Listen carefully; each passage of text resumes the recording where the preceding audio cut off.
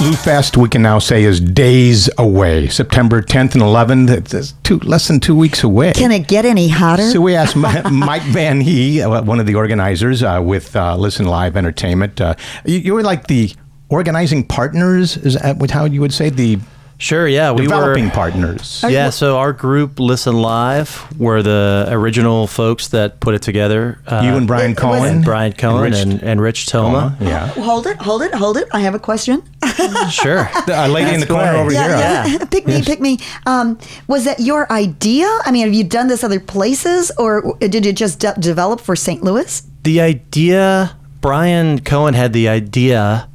We helped bring it to life. So he came from going to school in Austin, Texas, where they have Austin City Limits Music Festival in a park. He's a filmmaker. He is, yeah. And they've got a park called Zilker Park, which is very similar to our Forest Park.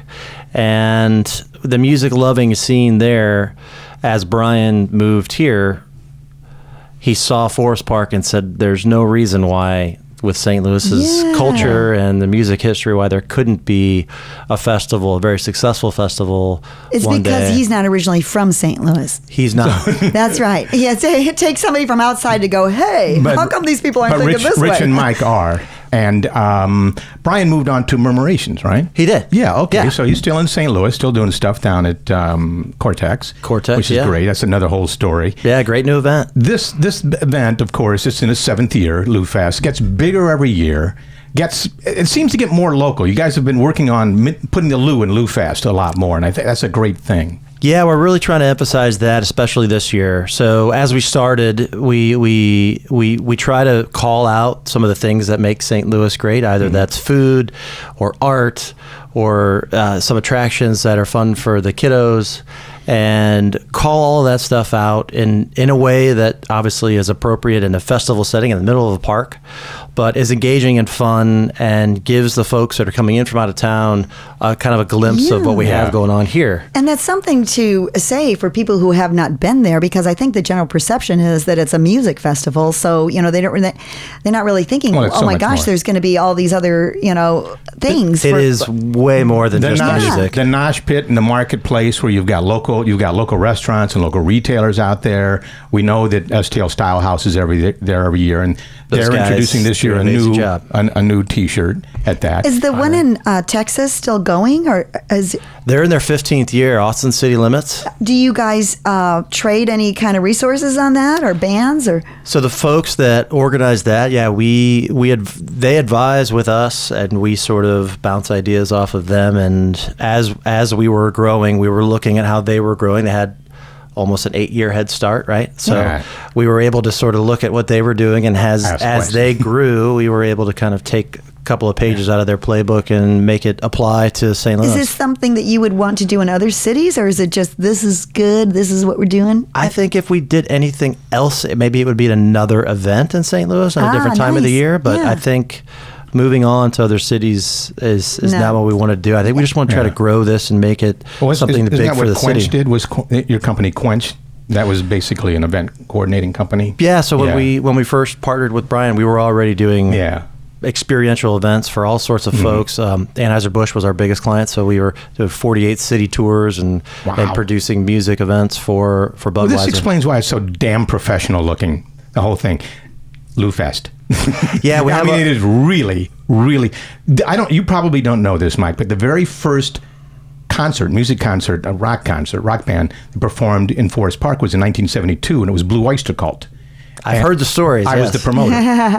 Were you really? Well, with Keishi. The Keishi thing was everybody talks about the Keishi days. Yeah, right. And this was the first Kite Fly where we actually had live music from out of town, Blue Oyster Cult. And as the band was set up at the pavilion and ready to play, no stage right there on the cement. Yeah. Police officer tapped me on the shoulder and asked for my permit, which I didn't have. Sure. So they didn't play. We've all been there before. Yeah, but the next year, of course, we had KISS over in Aviation Field. Yeah, that was the event that didn't happen. Yes. No, but everybody talks about that event, too. They always talk about those. Yeah. As we speak here, you can smell the Sugar Fire barbecue out in the hallway. Mike Johnson is in the conference room right now, as you can see, setting this up. He is one of the many of the restaurants that you'll have there. Yes. So this year, we've got the biggest Nosh Pit we've ever had. The Nosh Pit is our food court. It's presented by Feast Magazine, local here in town.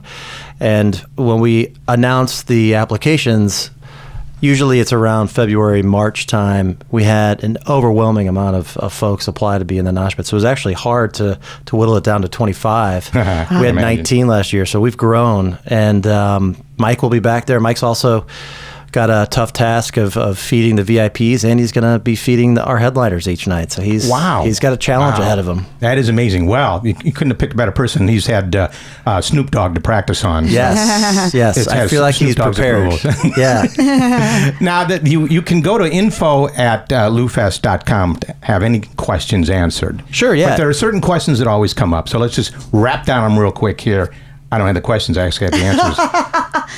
Who has the question? There's a question. You can pick up. I'll do one. All ages are welcome. All ages are welcome. Okay. So that's one of our most popular questions that we're getting to our info inbox. And it is really a family-friendly event. We have an area called Lou Kids, which is programmed entirely for kids, where they get to play with instruments. Yeah. There's a rock and roll petting zoo where they get to actually pick up the instruments and play around. Are there 4 stages again this year? There are 4, and then if you add the kids stage, that's a 5th. And there's dedicated programming to that with some really cool, interesting stuff that's going to be geared towards the kids this year. And if kids under 12, they get in free with a ticketed parent. Kids under 12 are free with a ticketed adult. Yeah. Single day tickets are $60. 2-day general admission passes are $95, and you have VIP at $350. Yeah, I'm thinking it's a value. Yeah. Divide that by the bands. It's less than $3 a band. Yeah, you would pay $95 to see one of these bands. Yeah, at some time, I believe Chris Stapleton tickets for the Fox on StubHub were in the 4 figures on StubHub. Yeah. So you could pay $60 to see Chris Stapleton plus 18 other bands on Saturday. That's a pretty good deal. Right, but you're not paying to see the band. You're paying to be at the event. Yep. Yeah. It's all about the experience. Thing. Yeah, I mean,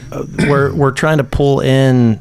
If you look at the Nosh Pit and the representation of the St. Louis food scene that's there, the market square with 20 plus vendors, just like STL Style, selling stuff that's unique to our town. I think that the experience starts to build around those elements, and then it becomes one amazing St. Louis authentic experience, and the music just becomes a whole other side of it. And do you take vendors and bands that were super popular last year and bring them back, or is your thing to just, change it up all the time? You almost change it up all the time. You have a model of some stuff you want to stick to based on historical success. So you can look up the data, you can look up ticket sales, you can track their history. So if people traditionally perform well in this town, and there are some of those bands on the bill this year, it makes perfect sense to bring them back. It's kind of surefire, low-hanging fruit. And then there are some folks that have never been to town, where LCD Sound System is that example. They're our headliner. So they're headlining Sunday night. They've never been here. And it's sort of a reunion play. They retired in 2011. Now they're back. And they've headlined Lollapalooza and Coachella, all those folks this year. It's interesting. We've gone this far in this conversation and not really mentioned the bands that much, but that was intentional because everybody's going to do that. Say, well, who's going to be there this year? Yeah. Oh, Ms. Lauryn Hill will be there, and on and on. But and that list is available anywhere, all over St. Louis right now. Yes, you can see that. It's everywhere right now. But Mike Van Heath, thank you so much for sharing some of the behind the scenes stuff with us. Now, what we're going to do is go out and enjoy some food. I don't know if Mike Johnson knows we're actually going to eat his food, but I came hungry. I'm ready. He smelled our offices and studios up. We're eating it. Oh yeah. So this looks delicious. Is this what you're going to have at LouFest? Some of this stuff, yeah. We have a little taco bar. We'll do a taco station with some chicken, some vegetarian stuff, and some pork. And then we're also going to do some barbecue. Oh, yum. And I heard you earlier talking about you're going to have a grilled cheese bar? Yeah, we're doing a grilled cheese bar. There's going to be, vegetarian stuff. The vegetarian one has like brie and pear and arugula, real fancy. And then the other one there's a plain one, there's a bacon one. I know it's September 10th and 11th. Tickets are still available. You go to loufest.com and get them from there. There are no fees. No fees, no anything added onto those ticket prices. No lie. Yeah, that makes it worth it right there. No fees, no lie. Yes. I have a T-shirt that says no fees. But thank you to Busey Michelli Insurance for being our generous sponsor today, making our segment possible. They are continuously working to provide the individual coverage you require. Busey Michelli Insurance. They handle commercial, health, and life insurance. Contact Tina Michelli at 314-832-6667. What is this? This is like a squash. Here